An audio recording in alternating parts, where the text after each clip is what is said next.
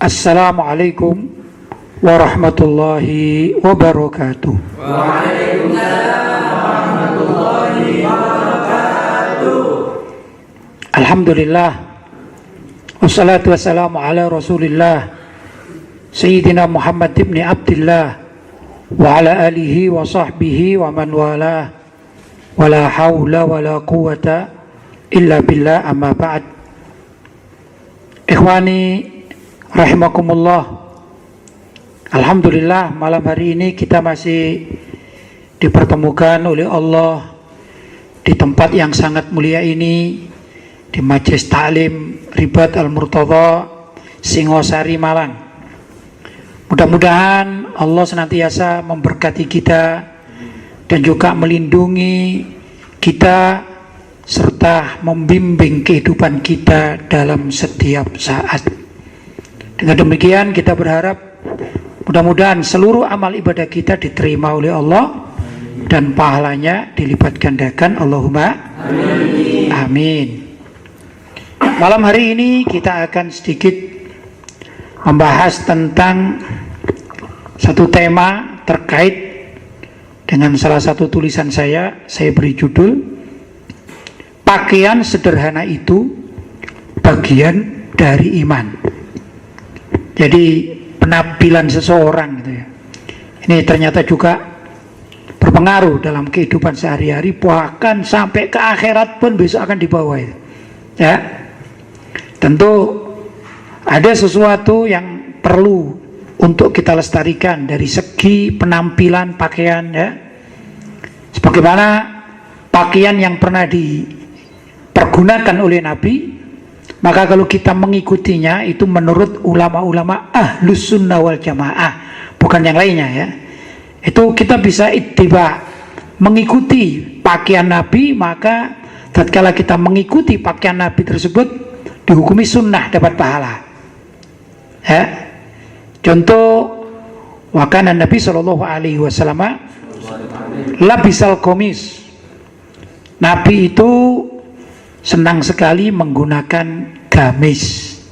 Gamis itu gambarannya adalah baju terusan, gitu ya. Baju terusan yang depannya ini terkunci, tertutup. Itu namanya gamis, gomis atau gamis. Dan Nabi Shallallahu Alaihi Wasallam juga karena Shallallahu Alaihi Wasallam labisal jubah, juga terkadang menggunakan jubah. Dengan jubah itu juga baju terusan, tapi depannya terbuka. Ini saya contohkan punya saya ini namanya gamis, namanya jubah, ya, untuk rangkapan begini ya, dirangkap ini namanya jubah. Tapi kalau tertutup semuanya namanya gamis. Dua-duanya Nabi itu punya, dan dua-duanya dipergunakan oleh Nabi Shallallahu Alaihi Wasallam. Maka tatkala kita menggunakan jubah atau gamis, kita niat ittiba bin Nabi, mengikuti tata cara pakaian Nabi, maka menurut para ulama Ahlus Sunnah wal Jamaah, bukan yang lainnya. Sebenarnya yang lainnya ada yang menolak juga gitu, itu urusan mereka. Kita bicara Ahlus Sunnah wal Jamaah, ya, Asy'ari Maturidi, barangkali begitu ya di dalam berakidah. Itu orang yang menggunakan pakaian dan mengikuti tata cara Nabi berpakaian itu mendapatkan pahala sunnah. Demikian juga Nabi Shallallahu Alaihi Wasallam itu seringkali menggunakan imamah. Ini imamahnya, ya, yang diikatkan di di peci, ini namanya imamah. Kalau ini namanya rida, ya, ini namanya rida, ya. Orang Indonesia mengatakan ini sorban, ya. Ya, kalau ini imamah tetap imamah, ya. Nabi Muhammad SAW juga ya taraddi, berrida, menggunakan rida juga, ya. Dan Nabi juga berimamah, berimamah. Begini ini pakaian Nabi Muhammad SAW. Sebagaimana di dalam sejarah tertulis, Inna Nabi SAW lamma dakhala yauma fathi Makkah, tatkala masuk di hari Fathu Makkah itu, wa alaihi imamah sauda. Kebetulan waktu itu Nabi itu menggunakan imamah ini warnanya hitam. Ya, tatkala Nabi masuk kota Mekah untuk Fathu Mekah, pembebasan kota Mekah, penaklukan kota Mekah. Dan Nabi Shallallahu Alaihi Wasallam punya beberapa warna imamah. Di dalam riwayat dikatakan, karena imamatul Rasul Shallallahu Alaihi Wasallam, imamahnya Nabi itu ada yang warnanya baydo, putih, kayak punya saya ini putih nih, kebetulan ya, putih. Wasofro juga punya kuning, Nabi Muhammad punya imamah kuning, ya. Wakhodro juga punya imamah hijau, ya. Wasauda punya imamah hitam, wahamro dan punya imamah merah. Itu imamahnya Rasulullah Shallallahu Alaihi Wasallam, ya. Sebenarnya ridanya juga ada, tapi kebetulan tidak saya nukil. Kalau saya senang, kebetulan ini ya, kebetulan senang itu kalau imamah itu pakai yang putih. Itu ya namanya juga senang sih, ya senang warna putih. Sedangkan kalau rida itu saya punya banyak itu. Sorban itu macam-macam ya. Ada yang hitam saya punya, gitu ya. Putih saya punya, warna-warna seperti ini saya punya, biru saya punya, hijau saya punya, ya. Begitu tuh. Kalau saya lebih senang ridanya ini yang bermacam-macam gitu ya. Ya namanya senang juga. Tapi semua taruh di berida ini juga sunnah. Gitu ya. Kalau gamis, kalau baju mayoritas baju saya putih karena di dalam Syama'il Nabi Muhammad sallallahu alaihi wasallam atau sifat-sifat Nabi dikatakan wa kana sallallahu alaihi wasallam yuhibbul bayad. Nabi Muhammad itu senang baju-baju warna-warna putih. Seperti ini akhi Muhammad Elmi kan bajunya putih gitu ya. Ustaz Hadi baju putih, saya pun dalamnya juga putih. Ini para santri juga putih itu ya. Yuhibbul bayad. Pecinya juga begitu. Saya senang putih-putih begitu. Ya walaupun ada hiasannya hijau sedikit, tapi kan secara umum ini kan warnanya putih. Itulah yang disenangi oleh Nabi Shallallahu Alaihi Wasallam. Tapi di dalam bab ini kita tidak bicara warna di dalam pakaian kita, tapi pakaian yang sederhana itu bagian dari iman. Maksudnya begini, kita boleh menggunakan pakaian dengan berbagai macam tadi, ya, tapi jangan menampakkan kesombongan, gitu ya. Gimana? Kalau zaman dulu itu, dan ini menjadi larangan, kain sutra itu halus, lembut. Ada juga sedikit berkilau ya, agak berkilau gitu. Zaman tersebut ini pakaiannya wanita. Ya, maka kalau ada orang laki-laki menggunakan sutra, ini dinilai saat itu adalah suatu kesombongan. Maka menggunakan baju sutra nggak boleh, karena bernilai sombong bagi laki-laki maksudnya. Tapi kalau bagi wanita itu pakaian wanita memang. Ya, nah disinilah kita akan membahas tentang pakaian yang sederhana itu bagian dari iman. Bukan berarti pakaian sederhana itu compang-camping, bukan. Ya, compang-camping enggak, bukan sederhana itu. Ya, tapi sederhana itu yang biasa itu. Misalnya merek kita misalnya. Ada merek kita bisa beli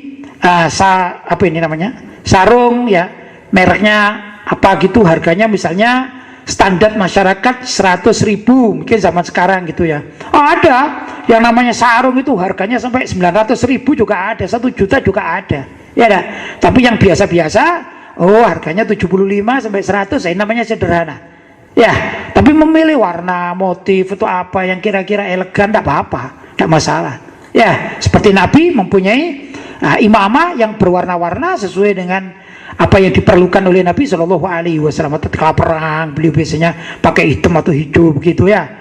Demikianlah ada warna-warna tertentu yang sering dipergunakan oleh Nabi Muhammad Shallallahu Alaihi Wasallam. Jelas ya? Saya silakan akhina Muhammad Ilmi untuk membacanya. Bismillahirrahmanirrahim. Alhamdulillahirabbil alamin. Wassalatu wassalamu ala asyrafil anbiya'i wal mursalin. Sayyidina wa maulana Muhammadin wa ala alihi wa sahbihi ajma'in, amma ba'd. Pakaian sederhana itu bagian dari iman. Karya Kiai Haji Lutfi Basari. Sayyidina Sahal bin Mu'adz bin Anas mendengar dari bapaknya bahwa Nabi Muhammad SAW bersabda, barang siapa meninggalkan pakaian yang mahal karena ingin menundukkan dirinya kepada Allah, padahal ia sanggup membelinya, maka kelak Allah akan memanggilnya dari atas puncak-puncak kepala manusia, Lalu kepadanya diberi pilihan untuk mengenakan perhiasan-perhiasan iman yang ia kehendaki. Hadis riwayat At-Tirmidzi dan Al-Hakim. Subhanallah ya. Jadi saya katakan ada orang punya uang 2 juta ini, uang nganggur, uang yang bukan diperlukan gitu ya, simpanan gitu ya. Dia bisa beli sarung yang harganya 1 juta. Ya dah. Tapi dia mengatakan kalau aku beli sarung 1 juta nanti kalau kawan-kawanku tahu, apalagi ada fukara dan masakin tahu, gimana ya gitu. Sudahlah aku beli yang biasa-biasa saja itu. Kalau zaman sekarang kan rata-rata 100 ya, kanan kiri 100 ya. Dia mampu beli berapa? 1 juta. Harga 1 juta tapi tidak mau. Dia mau ngambil yang biasa-biasa saja gitu ya. Maka ini kelak disiapkan oleh Allah SWT. Waduh, perhiasan-perhiasan yang luar biasa di akhirat. Dia suruh milih mana yang dia mau karena rasa tunduk kepada Allah SWT. Luar biasa. Lanjut. Ternyata memilih pakaian itu sangat berpengaruh dalam kelanjutan hidup di akhirat nanti. Orang yang mampu membeli dan memilih pakaian yang mahal, namun ia lebih senang menggunakan pakaian yang sederhana karena menjaga hatinya agar tidak sombong, maka di akhirat kelak ia akan mendapatkan ganti pakaian yang mewah dan kedudukan yang tinggi di sisi Allah. Luar biasa. Lanjut Ustaz. Sayyidina Abi Umamah bin Tha'labah mengutarakan bahwa Nabi Muhammad SAW bersabda, sesungguhnya pakaian sederhana termasuk iman. Sesungguhnya pakaian sederhana termasuk iman. Ya, sampai lanjut. Hadis riwayat Abu Dawud dan Ibnu Majah. Ini sampai disabdakan 2 kali nih ya. Pakaian sederhana ini termasuk iman. Pakaian sederhana termasuk iman. Yaitu menumbuhkan iman dengan cara berpakaian yang beradab, yang baik, tapi tidak yang tagola, mencari yang mahal-mahal, tidak begitu. Karena biasanya orang mencari mahal-mahal itu kan karena rasa gengsi kan. Ya, kalau ini dia sederhana saja lah gitu. Kalau misalnya tanya lo, kamu kok pakainya gitu-gitu saja? Iya kan, tidak dibawa mati. Yang dibawa mati kan cuma kain kafan, kan gitu kan? Kain kafan tidak pakai jahitan, gitu. Ada sakunya lagi kan gitu ya. Itu saja lagi gitu. Murah, ribanya murah. Nah ya sudahlah, kita belajar untuk sederhana. Loh, orang punya keyakinan semacam itu luar biasa. Ternyata di sisi Allah SWT. Lanjut.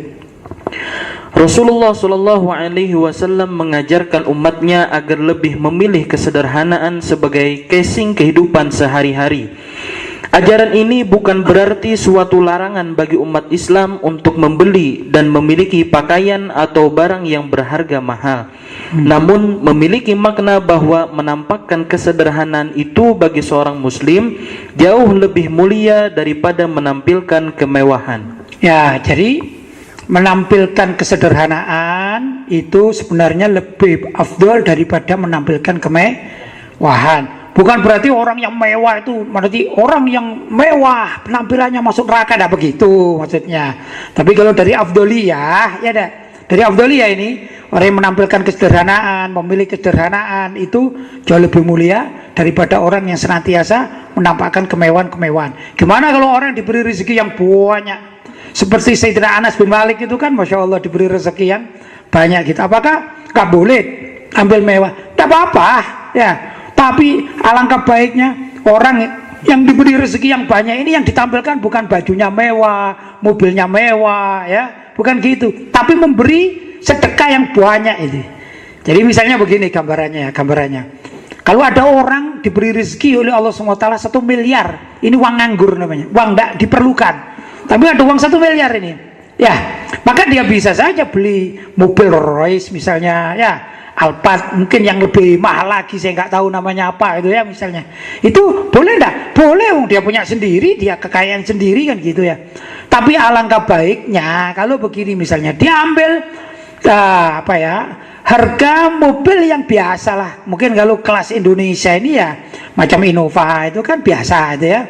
Terlalu jelek tidak, tapi terlalu tinggi juga tidak. Tapi itu namanya mobil keluarga. Jadi itu kan dia beli mobil Innova, sebut saja harganya 350 juta atau mungkin 300 lah, hitungannya lebih mudah. Sisanya berapa? 700. Ya. Nah, yang 700 juta ini dia salurkan, dia bikin masjid di sana, pesantren disumbang, ya dah. Ada fuqara dan masakin diangkat, oh ini kasihan ini, mestinya orang ini bagus tapi karena ekonomi lemah, ayo disumbang, ayo kamu bangkit ya, saya sumbang misalnya 50 juta untuk modal, begitu ya. Jadi kadang-kadang orang sedekah itu kan gini, aku sudah ngasih kamu 10.000 kan sudah cukup gitu, padahal dia masih punya uang misalnya 50 juta ya. Mestinya kalau mau ngangkat kemiskinan seseorang begini, kamu sekarang miskin, saya kasih uang modal 50 juta ya, maka kamu kerjakan. Nanti kalau kamu sudah kaya, ganti kamu sedekah kepada yang lain, pada dia ini miskin, kamu angkat. Tapi kalau ngasih sedekah sama kawanmu, kamu sudah punya pengalaman kan, dapat sedekah 50 juta, kasih 50 juta biar dia bangkit. Bukan begini, kadang-kadang ini ada, bukan salah, tapi ada yang begini, ada 50 juta dibagi, cari orang 50 orang, jadi tiap orang 1 juta, 1 juta dimakan untuk berapa lama cuman ya, paling-paling untuk 3 hari 4 hari habis. Tapi kalau 50 juta dikasihkan orang yang dipekerjakan, wah ini kan bisa luar biasa. Itu namanya mengangkat kemiskinan. Lanjut.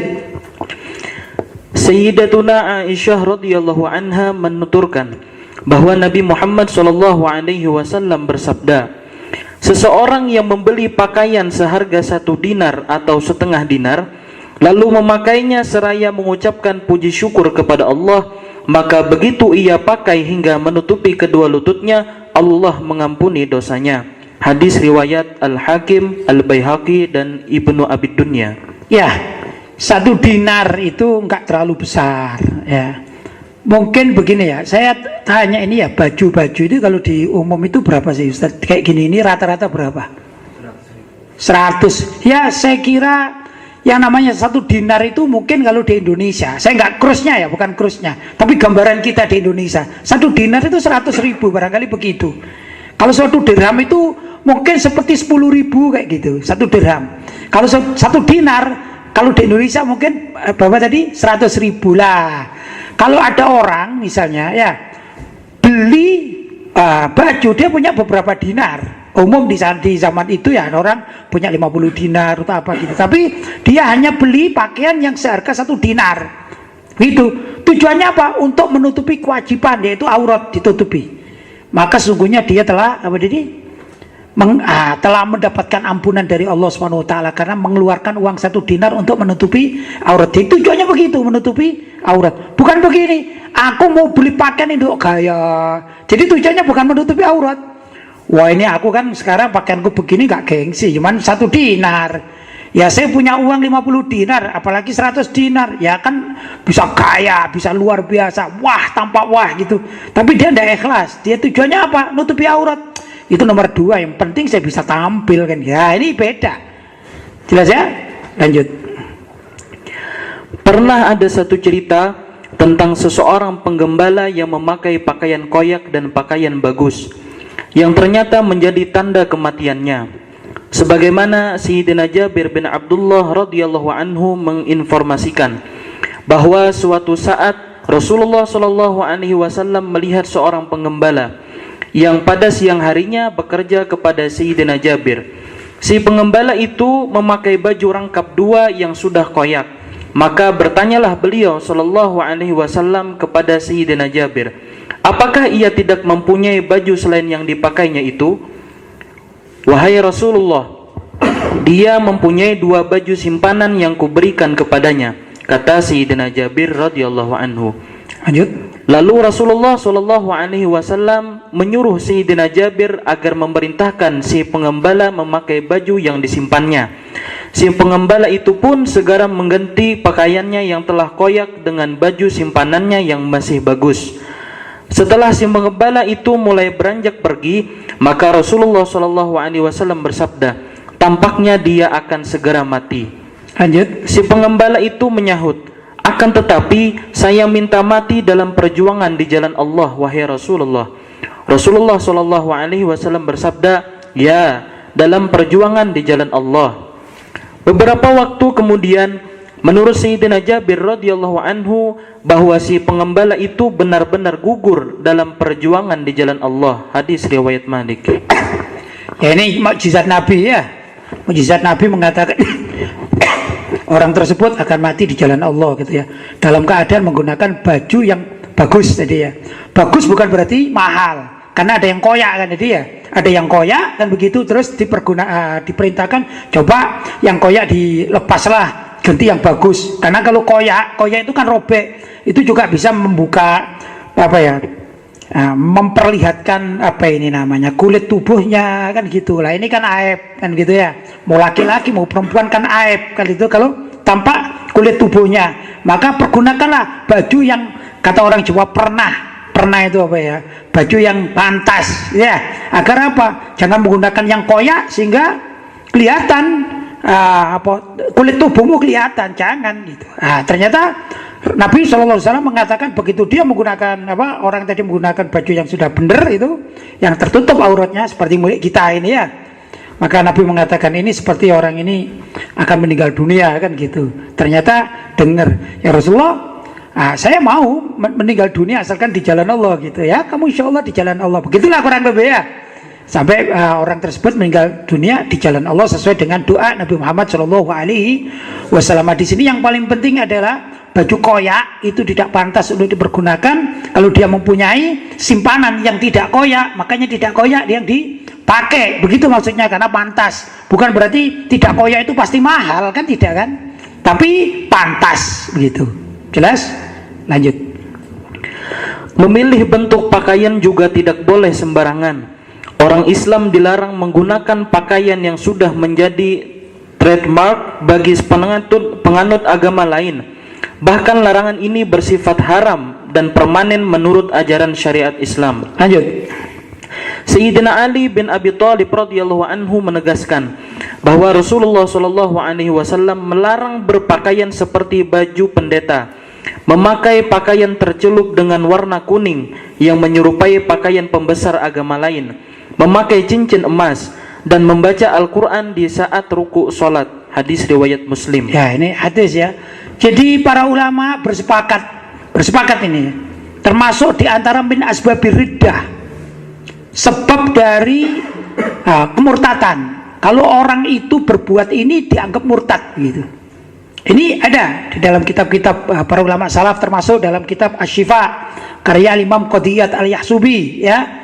Juga ada, walaupun tidak persis itu dalam kitab Sulamut Taufik, walaupun tidak persis tapi maknanya hampir serupa, yaitu kaidah min asbabir riddah apa al-masyu ilal kanisah ma'a ahliha bizayyihim minaz zananir wa ghairiha. Artinya begini, min asbabir riddah, termasuk dari perkara yang bisa memurtadkan seseorang, mengeluarkan seseorang dari Islam adalah al-masyu ilal kanisah ma'a ahliha, yaitu berjalan ke kanisa. Kanisa itu apa? Gereja ya. Kalau orang Kristen dikatakan gereja kan gitu kan ya. Mungkin kalau orang Yahudi sinagog misalnya. Kalau orang Hindu, saya nggak tahu ya, orang Hindu misalnya apa ya, pura misalnya ya. Demikian dan seterusnya ya. Pokoknya ke tempat ibadah non Muslim. Itu jalan bersama. Tentunya di saat hari raya mereka, bukan hari raya saja, di saat ibadah mereka. Kalau orang Nasrani, kalau hari raya misalnya hari Natal, tapi ini tidak seperti mingguan gitu ya, mingguan atau yang lain-lain ya, di dalam agama masing-masing gitu ya. Kalau umat Islam kan punya tahunan itu seperti Lebaran, Idul Fitri kan gitu kan, tapi ada mingguan seperti sholat Jumat kan begitu ya. Nah itu kok ada orang Muslim dia beridentitas Islam kemudian jalan bersama penduduk gereja, kasarannya apa penduduk itu ya, penganut gereja atau penganut penanut sinagog, penanut apalagi pura, maksudnya non Muslim gitu ya. Itu bersama-sama kemudian bisa yihim minaz zananir, di samping jalan bersama-sama masuk ke tempat ibadah non Muslim, dia menggunakan pakaian bisa yihim yang menyerupai mereka, pakaian mereka. Zanair itu adalah sabuk. Jadi sabuknya orang pendeta, seorang pendeta itu di zaman tersebut ada warnanya merah kayak gitu itu ya. Ada khas. Mungkin ini gak umum bagi orang ya. Tapi yang umum itu gini loh, misalnya ada orang jalan ke gereja terus kalungan salib. Nah itu loh. Ya, padahal salib itu kalungan saja kan, digunakan saja gini. Dia mengatakan saya Muslim cuman berkalung aja gitu. Ah kayak gitu itu min asbabir riddah, termasuk penyebab kemurtadan itu. Karena zanair itu sabuk yang khusus dipergunakan oleh orang atau pendeta, seorang pendeta, berwarna merah biasanya. Gimana saya nggak tahu juga ya. Pokoknya kalau di film-film itu kan pernah lihat itu ya, sabuk merah itu nggak boleh dipergunakan. Jelas ya? Nah, tentu kalau orang-orang Yahudi itu ada peci yang bentuknya itu kecil, menempel saja gini. Nah, itu juga syiarnya orang Yahudi. Nggak boleh juga dipergunakan. Ya enggak? Begitu, nempel kecil terus naik begini kadang-kadang. Nah, gitu ya. Nggak boleh juga. Kebiasaan orang Yahudi. Begitu. Atau mungkin kalau orang-orang Buddha atau orang Hindu, ya saya tidak tahu persis ya mereka. Misalnya ada klinik titik-titik kan, kalau mau ada acara hari besar mereka seperti Waisak atau itu kan kadang-kadang dipergunakan gitu mereka ya. Kemudian ada bunga seperti di sini. Itu umat Islam tidak boleh mengikuti seperti itu. Ini min asbabir riddah, termasuk dari penyebab kemurtadan. Jelas ya? Naudzubillahi min dzalik. Lanjut. Karena itu, wajib bagi setiap muslim untuk menolak pihak manapun, misalnya dari pengelola swalayan tertentu yang memaksakan kehendak dengan mengharuskan para pegawainya termasuk yang muslim dan muslimah untuk menggunakan atribut yang disesuaikan dengan datangnya perayaan hari besar non-muslim. Jika para pegawai muslim dan muslimah itu tetap menggunakan atribut non-muslim, maka mereka telah berdosa kepada Allah. Karena itu sudah seharusnya mereka berani menolak dengan cara diplomasi yang baik. Ya, kalau seorang pekerja di swalayan itu kan biasanya kalau hari besar kita mengikuti. Kalau nanti ini lebaran, wah semuanya walaupun non muslim dipakai semuanya seperti Islam, pakai jilbab kan ya. Itu bukan ajaran Islam. Kalau nanti hari raya, kalau ada Natal, ada Nyepi atau apa saja ya, hari raya non muslim itu, mereka menggunakan pakaian itu jelas bukan ajaran Islam. Dosa, minimal dosa. Kalau ada non muslim ini terpaksa di situ, wah saya nanti kalau nggak ngikuti nggak digaji, terpaksa. Kamu seneng nggak? Ya nggak seneng saya. Itu berdosa. Tapi kalau dia bangga, oh saya bangga hari ini saya menggunakan Sinterklas, kaya ini, itu bisa murtad. Kalau dia seneng dia bisa murtad. Tapi kalau dia merasa terpaksa dia berdosa. Mestinya dia berani untuk menolak. Karena ini urusan keagamaan, bukan hak asasi manusia itu. Ya enggak? Enggak, kita ini kan bersamaan, Bhinneka Tunggal Ika, bukan itu. Bhinneka Tunggal Ika itu justru adanya berbeda-beda. Itu namanya Bhinneka Tunggal Ika. Begitu. Ya enggak? Jangan dipaksa-paksa. Itu berdosa. Nah, dan sekali lagi kalau senang menggunakannya bisa murtad.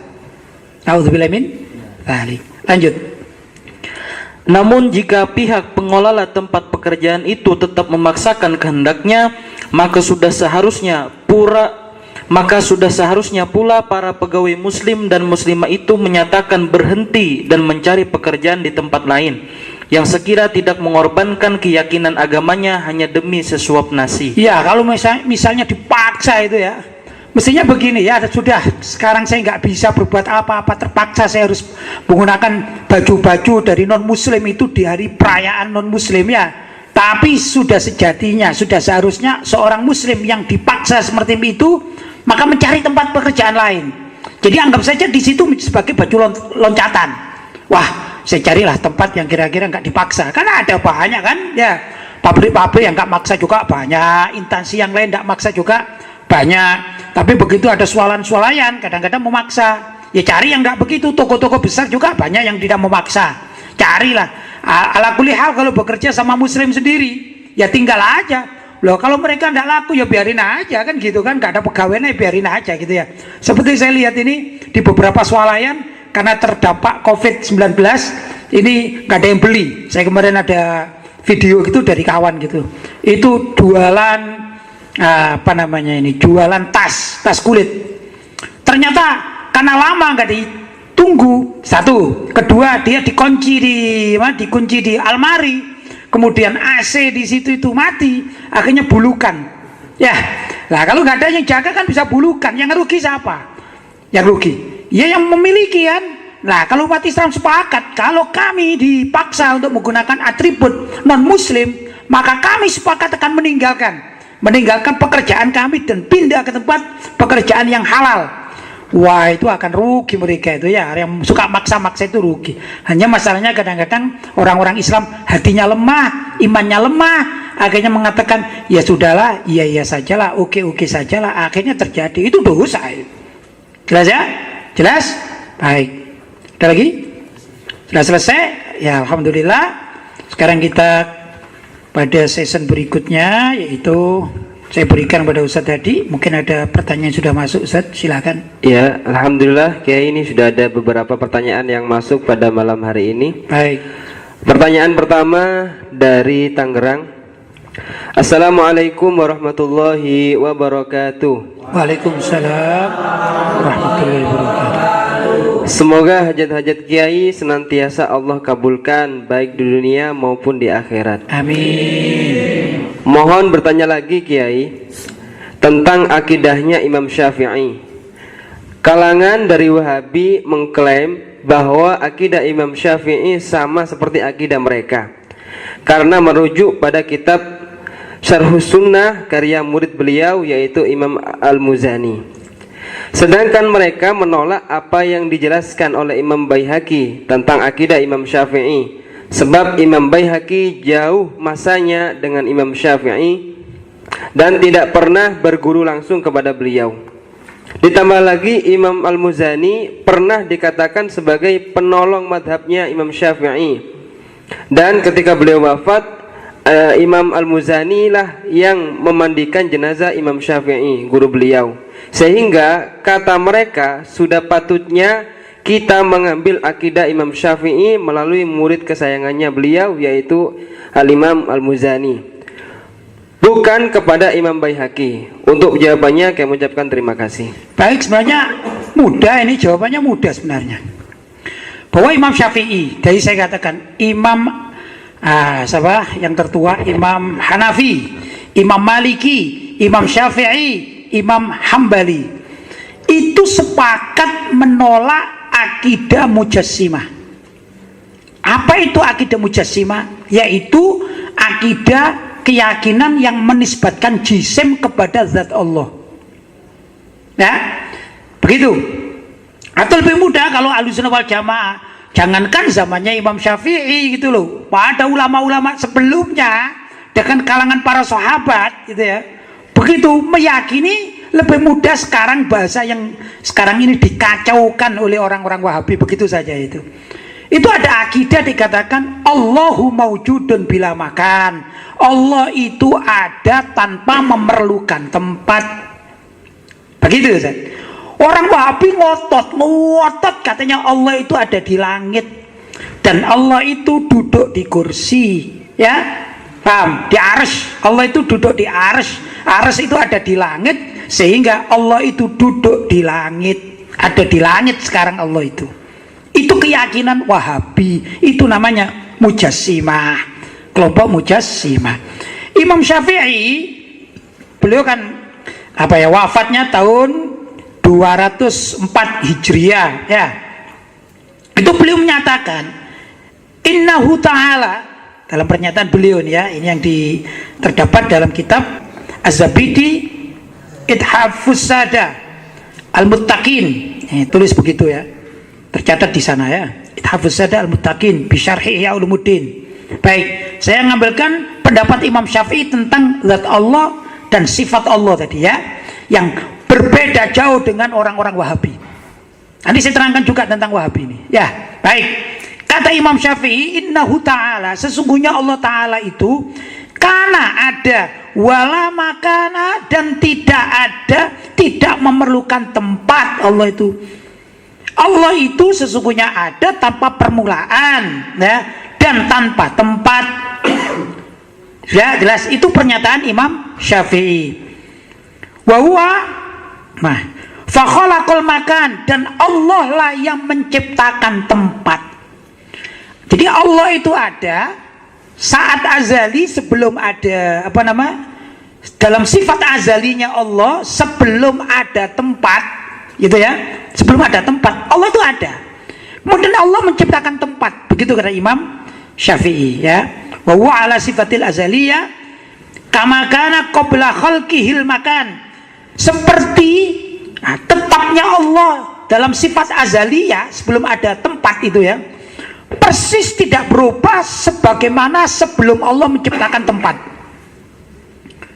Nah, wala yajuzu ali tagayyur fi dzatihi, karena itu tidak mungkin orang menyifati Allah itu ada perubahan di dalam sifatnya.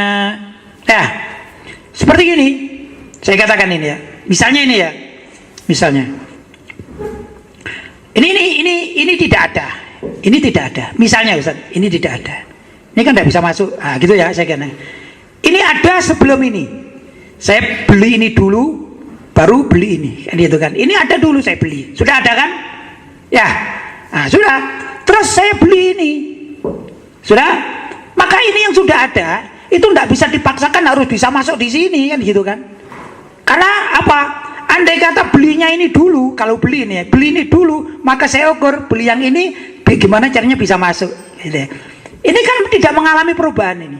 Atau barang yang besar ini, barang besar. Ini gampangannya gini ya. Ada sesuatu yang besar itu, ya beli. Kemudian saya kepingin beli tempat. Kepingin beli tempat, ini beli tempat. Ya, setelah beli tempat ini, kira-kira apakah ini kemudian mengecil dan bisa masuk ke sini? Ya enggak lah. Ini tempat namanya tetap, sifatnya dia tetap. Paham? Ada ini, nggak ada ini tetap. Nah, itu gambarannya dalam kebendaan itu lebih mudah begitu. Sudah ya, ini. Allah SWT sebelum menciptakan tempat, Allah itu ada. Dan tempat itu makhluk. Langit itu makhluk. Kursi itu makhluk. Arsy itu makhluk. Jelas? Apapun sebutkan. Surga makhluk. Neraka makhluk. Ya, semuanya itu makhluk. Dan Allah itu ada sebelum adanya makhluk. Makhluk itu ciptaan Allah. Ya enggak? Ciptaan Allah. Masa kalau Allah setelah menciptakan makhluk, maka Allah harus menyesuaikan diri, misalnya dalam naudzubillah, dalam bentuk misalnya ini saya contohkan lagi, kursi misalnya, kursi arsy. Sebut kursi begini, ini sebut seperti ini namanya kursi ya. Sekarang kalau Allah duduk di kursi seperti pemahaman Wahabi itu, berarti kan Allah lebih kecil daripada kursinya ya. Padahal dulu sebelum Allah menciptakan kursi itu nggak ada orang ngukur-ngukur seberapa besar Allah, nggak ada. Wah, namanya azali, sifatnya Allah. Begitu Allah menciptakan kursi, dipaksalah oleh orang Wahabi bahwa Allah harus mengecil agar bisa duduk di kursi. Kira-kira masa begitu mensifati Allah? Imam Syafi'i menolak. Akidah-akidah semacam demikian itu menolak. Makanya itu dikatakan apa? Innallaha ta'ala maujudun bila makan. Allah maujudun bila makan. Allah itu ada tanpa memerlukan tempat, karena tempat itu kecil.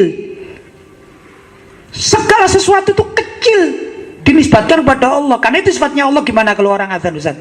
Orang azan gimana, Ustaz? Allahu Akbar, Allah. Yang keras. Allahu Akbar, Allahu Akbar. Allahu Akbar, Allah Maha Besar. Allah Maha Besar. Maha besar itu lebih besar dari apa? Min kulli syai', dari segala sesuatu. Karena segala sesuatu itu makhluk kecil dibandingkan Allah SWT. Dan Allah tidak memerlukan sesuatu itu. Maka nggak cocok jadinya. Kalau Allah duduk, namanya orang duduk, di tempat duduk mana lebih besarnya? Apa namanya? Lebih besar mana ini? Kursinya, tempatnya, ya lebih luas mana? Tempatnya atau yang duduk? Tempatnya. Ya tempatnya kan gitu. Dulu ada pertanyaan Ustaz. Dulu Ustaz, waktu saya masih kecil itu ada pertanyaan gini. Ini canda ini ya, candanya anak orang dulu gitu. Tahu gajah enggak? Tahu ya, gajah. Dan gajah itu yang besar apanya gitu. Wah, ini macam-macam pikiran. Ada mengatakan telinganya, ya, ada mengatakan perutnya, ada yang ini dan segala macam gitu. Ternyata jawabannya lucu. Apanya yang besar? Kandangnya. Ya lah, tempatnya. Artinya logikanya, gajah bertempat di suatu kandang, maka kandang itu harus lebih besar daripada gajahnya, kan gitu kan. Kalau naudzubillah, kalau orang mensifati, naudzubillah ini ya, misalnya mensifati Allah bertempat di suatu tempat, anggap tempat ini namanya kandang, berarti kandang lebih besar dari Allah. Masa begitu? Inilah akidah sesat Mujassimah. Masa Imam Syafi'i berkeyakinan demikian? Tidak.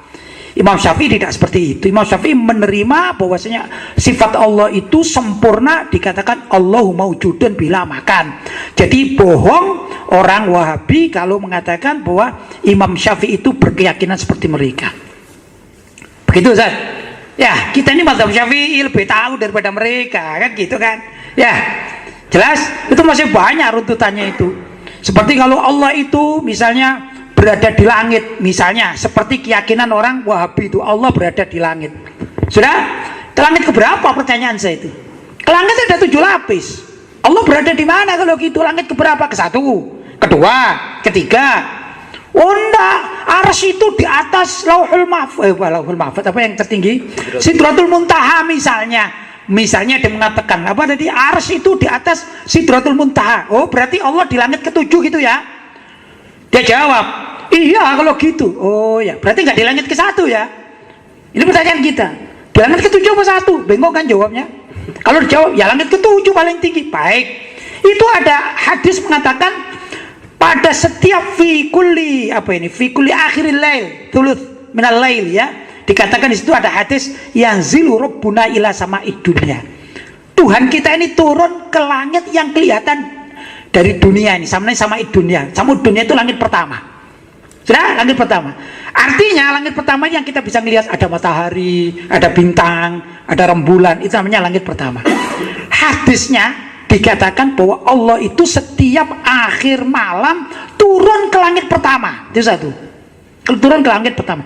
Berarti kalau menurut keyakinan orang Wahabi ini dianggap tekstual bahwa Allah itu memang punya wujud, punya badan gini. Kan turun kan? Berarti menurut mereka turun seperti orang turun gini kan. Pertanyaannya nggak ada loh keterangan bahwa Allah itu naik lagi. Tidak ada keterangan hadis wala Quran, tidak ada. Pertanyaannya sekarang, katanya di langit ke-7, sekarang ke bawah. Di bawah ada siapa? Ada Allah lah di atas. Berarti Allahnya berapa? 2 kalau gitu. La haula wala quwata illa billah. Ini kesalahan, karenanya tekstual ya ada. Terus lagi ada hadis-hadis atau ayat Al-Quran. Wallahu ma'akum aynama kuntum. Allah itu menyertai kalian di mana saja kalian berada. Kita sekarang mengaji di sini. Kalau ayat ini diterjemahkan tekstual, zahirnya ayat wa huwa ma'akum aina ma kuntum, fa huwa, maka Allah itu ma'akum bersama kalian aina ma kuntum di mana saja kalian berada. Berarti Allah sekarang ada di sekeliling kita ini ada. Ya. Yang di langit siapa terusan? Oh ada 3 Allah mungkin. Ada yang di sini bersama, ada di langit ke pertama, ada yang di arsy begitu. Ya inilah orang Wahabi kesalahannya karena menisbatkan Allah pada jisim. Nauzubillah min dzalik. Jelas ya Ustaz? Jelas ya. Baik, lanjut. Pertanyaan berikutnya dari hamba Allah dari Kota Malang. Baik. Mohon maaf Kiai, mau bertanya tentang penjelasan hadis berikut ini. Dari sahabat Abu Ruqayyah Tamim bin Aus Ad-Dari rahimahullahu taala, ia berkata bahwa Nabi SAW bersabda, agama adalah nasihat. Nasihat ya, agama adalah nasihat. Lanjut. Kami bertanya, untuk siapa? Beliau menjawab, bagi Allah, bagi kitabnya, bagi rasulnya, bagi pemimpin-pemimpin kaum muslimin, serta bagi umat Islam umumnya. Hadis riwayat Imam Muslim. Baik, yang ditanyakan? Yang dimaksud dengan nasihat bagi Allah, bagi kitabnya itu bagaimana?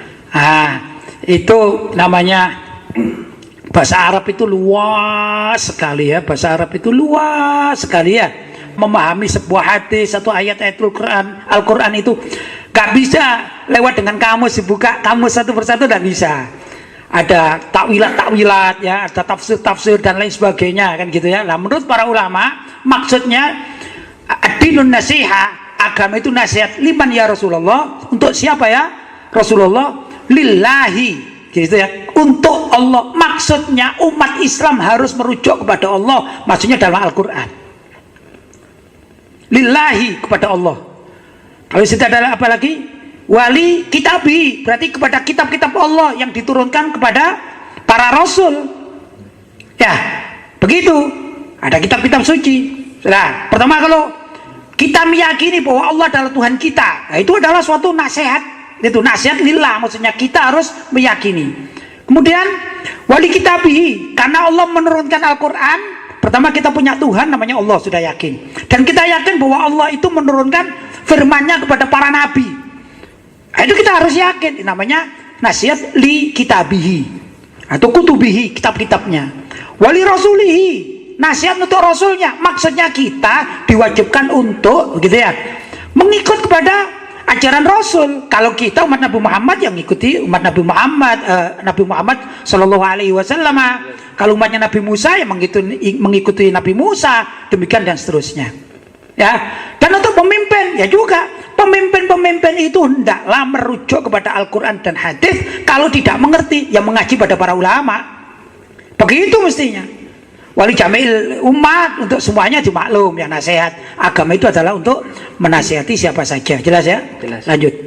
Pertanyaan berikutnya dari hamba Allah dari Banten. Baik. Assalamualaikum warahmatullahi wabarakatuh. Waalaikumsalam warahmatullahi wabarakatuh. Semoga Kiai selalu istiqomah dalam perjuangan di jalan Allah Subhanahu wa taala. Amin. Afan izin bertanya lagi. Salah satu rukhsah untuk tidak berpuasa adalah safar. Baik. Dan di antara syarat safarnya itu keluar dari waton sebelum masuk waktu fajar. Pertanyaannya saya, maksud dari waton itu apa? Apakah patokannya sudah keluar dari kelurahan, kecamatan atau provinsi dari si musafir, atau ada jumlah kilometer tertentu, atau seperti apa yang dimaksud keluar dari waton? Karena banyak juga rumah yang posisinya itu berbatasan dengan provinsi lain, sehingga untuk pindah provinsi itu lebih bisa ditempuh hanya dengan berjalan kaki saja. Apakah hal tersebut juga sudah dianggap keluar dari waton? Baik. Kalau menurut mazhab Syafi'i yang saya anut, memang ada beberapa pendapat ya, tapi saya ngambil yang terkuat ya, terkuat dan yang terpendek hitungan, walaupun ada hitungan juga beberapa ya. Begini, pertama, yang namanya batas, orang bisa musafir, kemudian apa tadi yang dimakan musafir, kemudian dia boleh berbuka puasa kalau puasa, atau kalau sholat bisa dikatakan jamak ya, jamak dan qasr. Itu hanya masafaten, antara dua masafah, dua tempat itu adalah dari Korea. Nah, sekarang saya katakan saya ini hidup di Singosari. Ya, Korea di Singosari itu maksudnya kalau saya baca di fikih-fikih itu adalah suatu tempat yang ada umdah. Umdah itu pemimpin, mungkin kecamatan barangkali ya. Atau bisa dipersempit, nanti ada lanjutannya ini ya. Kayak seperti kelurahan atau kecamatan gitu. Karena di situ ada dua hal. Pertama adalah ada umdah atau pemimpin, kedua ada askari. Askari itu di situ lebih mudah. Kalau kita adalah ada polseknya lah, apa ini, kantor kepolisian. Jadi ada dua ini. Ya, ada dua ini. Kalau saya melihat Singosari ini ada polsek Singosari, ada kecamatan. Mungkin lebih mudah dikatakan muspika. Ya, muspika itu kecamatan. Kemudian ada dari kantor kecamatan, kantor kepolisian, dan kantor Koramil atau TNI. Kalau di Singosari jelas ini ada dan Ramil, ada Koramil. Nah, itu namanya satu wilayah. Jelas? Maka saya mengambil ibro, karena ini kan bahasa kitab ya, kitab-kitab salaf ya. Saya lebih senang mengambil ibro untuk wilayah yang saya pahami. Maka di ini Singosari, saya jalan ke arah utara misalnya, ke arah Surabaya, itu ada namanya desa di sana namanya Randuagung. Randuagung itu berbatasan dengan Lawang. Sudah? Lawang itu bukan Singosari, kalau Randuagung masih Singosari. Kenapa? Karena Randuagung itu berkecamatan di Singosari. Kalau ngurus-ngurus surat ke Singosari, kepolisian juga ikut Singosari, Lawang punya sendiri. Maka perbatasan, jadi perbatasan Randuagung yang ikut Singosari, yang Singosari itu ikut pada kecamatan Singosari dan polsek, ya, Mapolsek Singosari, itu namanya Korea. Paham? Sehingga hitungannya balik lagi dari Randuagung batas akhir Singosari itu dihitung. Misalnya arahnya kemana kita? Ke Surabaya atau ke Gresik sana. Nah, sekarang hitungan ya. Hitungan yang paling sedikitnya, kalau menurut kitab-kitab yang berterjemahan bahasa Indonesia itu 83 kilo. Ya, dari sekian banyak ada 84, 86, tapi yang pernah saya lihat itu 83 kilo. Nah, begini, dilihat jadi. Pertama keluar dari Singosari, ya itu Singosari tadi mana namanya Randuagung. Maka diukurlah sampai ke arah Surabaya, mungkin sampai Gresik. Gresik pun kita mengikuti kecamatan yang terdekat dengan Singosari ini apa? Saya tidak tahu ya, tapi saya mengenal di Gresik itu ada namanya Kecamatan Duduk Sampean. Saya tapi tidak tahu apakah masafannya itu, saya nggak tahu, tapi saya kenal aja ya. Kenal ada di sana namanya apa, Kecamatan apa, Duduk Sampean.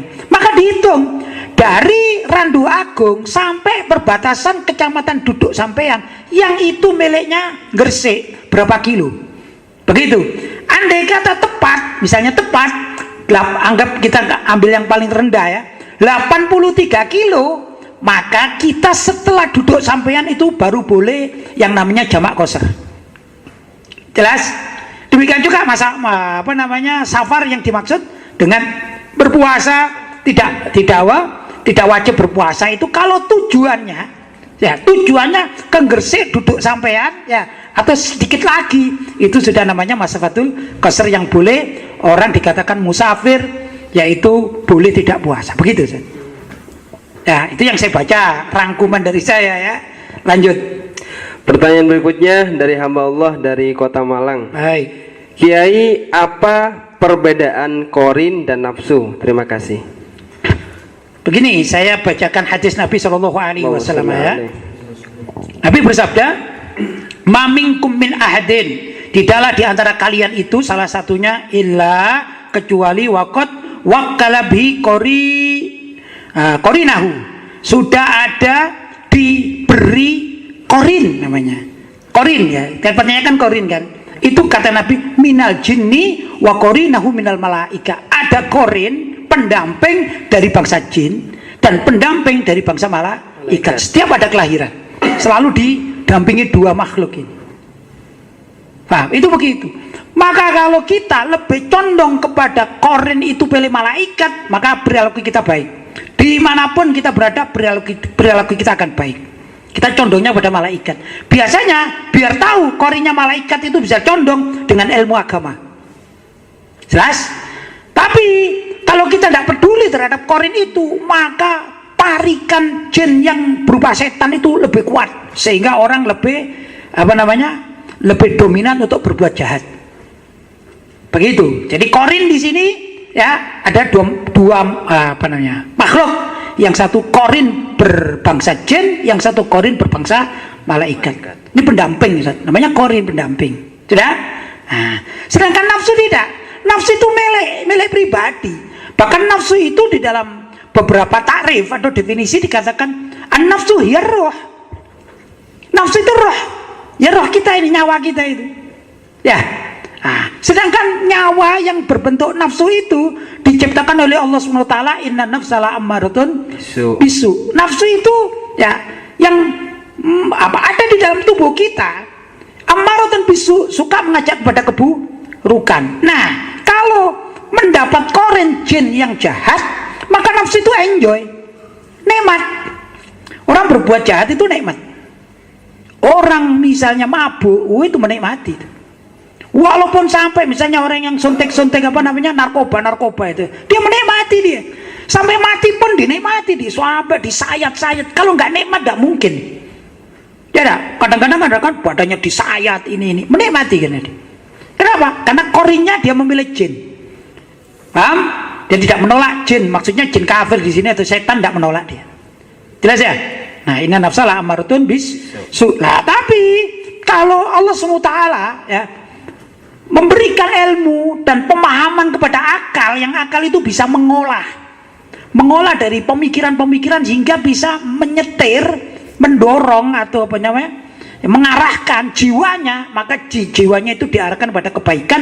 Maka ibarat berkata, wahai malaikat korinku, ayo aku tolong aku, angkatlah aku ke tempatmu sehingga aku akan berbuat baik. Begitu terus. Kita itu mesti kepingin maksiat itu mesti kok, karena ada korin sama nafsu tadi. Tapi setiap kali kita berbuat maksiat atau kini ingat, wah iya sih nanti itu juga korinnya zaman dahulu kala sudah dinas, yaitu iblis akan ngajak ke neraka. Ya dah, wah sudah saya akan balik aja ke malaikat, ya akhirnya dia orang baik begitu. Jelas ya? Itu bedanya korin dengan nafsu.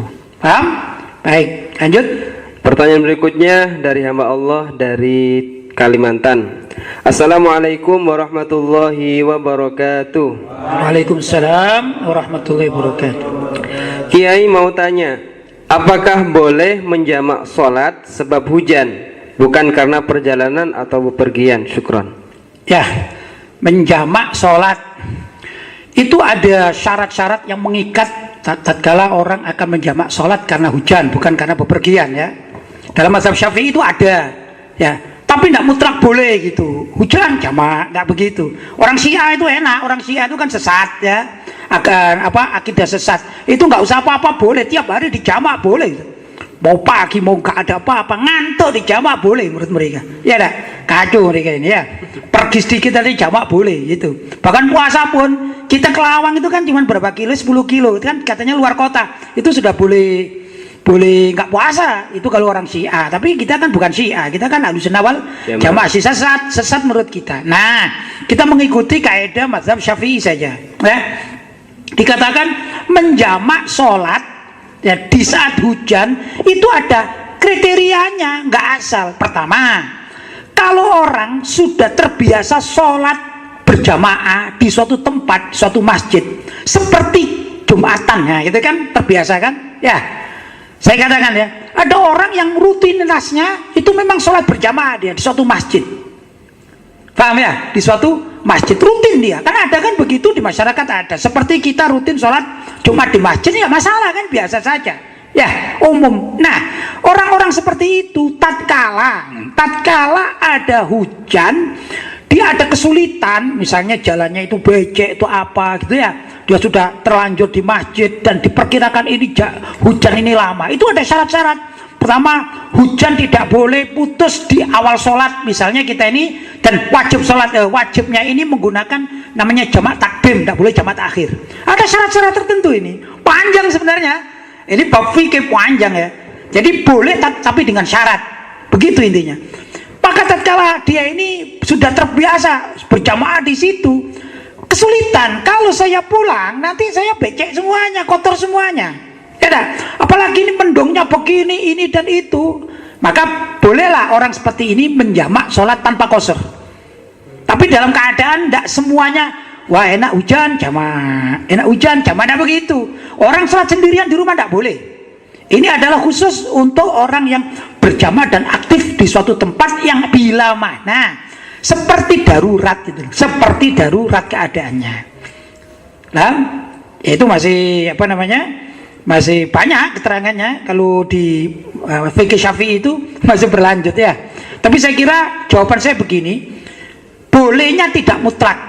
Itu jawaban saya. Bolehnya tidak mutlak. Dalam keadaan tertentu baru boleh dengan syarat-syarat yang kuat. Syarat-syarat yang ada di dalam kitab fikih mazhab Syafi'i itu ada. Nah, jadi jawabnya bukan boleh, tidak begitu. Boleh dengan catatan, boleh dengan syarat seperti darurat. Seperti kemarin kan ada kejadian kita ya di masyarakat. Gimana Pak Kiai sholat Jumat apakah wajib di masjid kan gitu kan ya? Pertama, iya sholat Jumat wajib di masjid kalau tidak darurat. Kalau darurat COVID-19 maka terperinci boleh sholat di luar masjid apabila terjadi di daerah zona merah berbahaya kan gitu kan ya. Kalau ada bertanya gambarnya gimana, gambarnya begini, di daerah wilayah yang berbahaya itu ibarat kena banjir. Cuman ini kan banjirnya banjir corona ini. Sekarang misalnya ya, ada tempat saya anggap Singosari lah.